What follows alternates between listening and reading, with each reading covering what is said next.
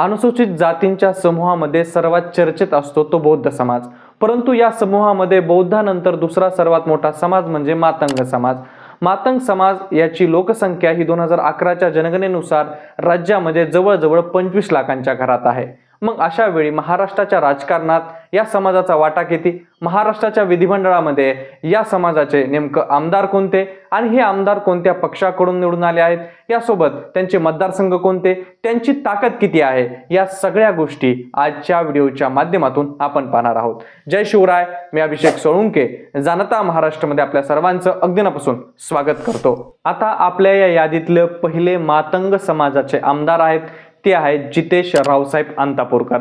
जितेश रावसाहेब अंतापूरकर हे नांदेड जिल्ह्यातील देगलूर या मतदारसंघातून ते आमदार म्हणून निवडून आलेले आहेत। जितेश अंतापूरकर हे मूळ काँग्रेस पक्षाशी जोडलेले नेते होते। त्यांचे वडील रावसाहेब अंतापूरकर हे या मतदारसंघातून आमदार देखील राहिले होते। रावसाहेब अंतापूरकर या मतदारसंघातून सलग 2 वेळा आमदार राहिलेले होते।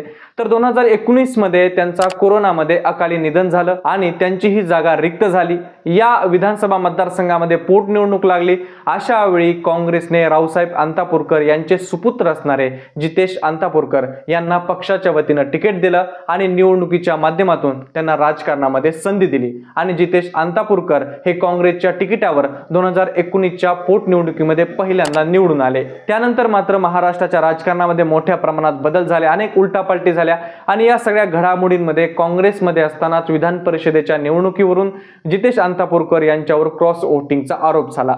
हे सगळं गणित असताना काँग्रेस त्यांच्यावर कारवाई करणार असं देखील बोललं जात होतं, परंतु त्यांनी काँग्रेस पक्षाला सोडचिठ्ठी दिली आणि सरळ भाजपमध्ये प्रवेश केला। पुढे भाजपने त्यांना पुन्हा एकदा 2024ला या मतदारसंघातून स्वतःच्या पक्षाकडून संधी दिली आणि जितेश अंतापूरकर यांनी काँग्रेसचे निवृत्ती कांबळे यांचा पराभव करत दुसऱ्यांदा या मतदारसंघातून विजय मिळवला। आज भाजपमधील मातंग समाजाचे जितेश अंतापूरकर एक महत्त्वाचे नेते आहेत। आता यानंतर क्रमांक 2 मातंग समाजातील आमदार आहेत ते आहेत सुनील ज्ञानदेव कांबळे। पुणे जिल्ह्यातील पुणे छावणी या मतदारसंघातून सुनील कांबळे हे आमदार आहेत। सुनील कांबळे हे भाजपचे माजी मंत्री दिलीप कांबळे यांचे धाकटे बंधू आहेत। यांच्यापासूनच ते राजकारणात सक्रिय झाले आणि सुरुवातीपासूनच एबीव्हीपीच्या माध्यमातून ते राजकीय जीवनामध्ये पाऊल त्यांनी ठेवलं होतं। 1992 मध्ये त्यांनी पुणे महानगरपालिकेत नगरसेवक म्हणून त्यांनी काम केलं आणि त्यानंतर 1997, 2007, 2012, 2017 इथपर्यंत ते सलग 4 वेळा नगरसेवक म्हणून, तर 2 वेळा सभापती आणि महिला व बालकल्याण विकास समितीचे सदस्य, तसंच विधी सल्लागार समितीचे सदस्य, तर 2019 मध्ये त्यांनी पुणे महानगरपालिकेचे स्थायी समितीचे अध्यक्ष म्हणून देखील काम पाहिलं होतं। त्यानंतर 2019ला विधानसभा निवडणुकीचं बिगुल वाजलं आणि भाजपनं त्यांना पहिल्यांदा पुणे छावणी या मतदारसंघातून तिकीट दिलं आणि ते भाजपच्या तिकिटावर पहिल्यांदा या मतदारसंघातून आमदार झाले।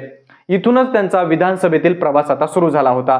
यानंतर 2024ची विधानसभा निवडणुकीतही भाजपने त्यांना पुन्हा या मतदारसंघातून संधी दिली आणि पुणे छावणी या मतदारसंघातून सुनील कांबळे यांनी काँग्रेसचे रमेश बावगे यांचा 10,000 मताने पराभव करत दुसऱ्यांदा विजय मिळवला। आमदार सुनील कांबळे हे भाजपमधील मातंग समाजाचे आता एक महत्त्वाचे नेते आहेत।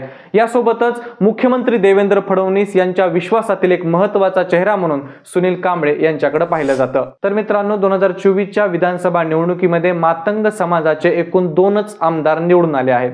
तर या व्यतिरिक्त देखील मातंग समाजाचे आमदार एक विधान परिषदेत आहे। त्यांचं नाव आहे अमित गोरखे। अमित गोरखे यांचा राजकीय प्रवास जर आपण पाहिला तर एक जेमतेम घराची परिस्थिती असताना एक पेपर विक्रेता ते आमदार असा त्यांचा प्रवास राहिला आहे। 2012 मध्ये त्यांनी सामाजिक जीवनातून देवेंद्र फडणवीस यांच्या नेतृत्वाखाली भाजपमध्ये प्रवेश केला आणि त्यानंतर ते भाजपचे प्रदेश सचिव म्हणून त्यांनी काम करू लागले।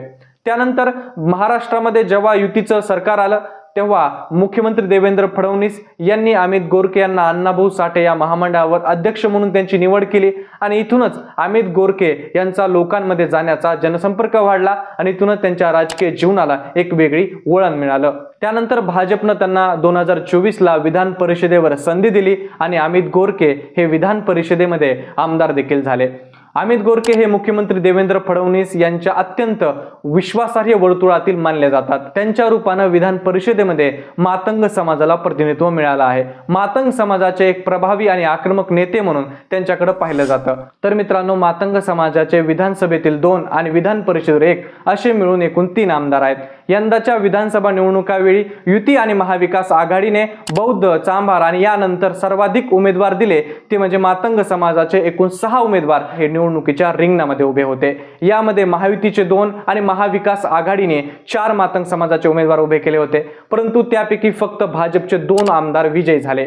म्हणजे मातंग समाजाच्या लोकसंख्येच्या तुलनेत 0.69% एवढंच प्रतिनिधित्व या समाजाचं विधानसभेमध्ये आहे।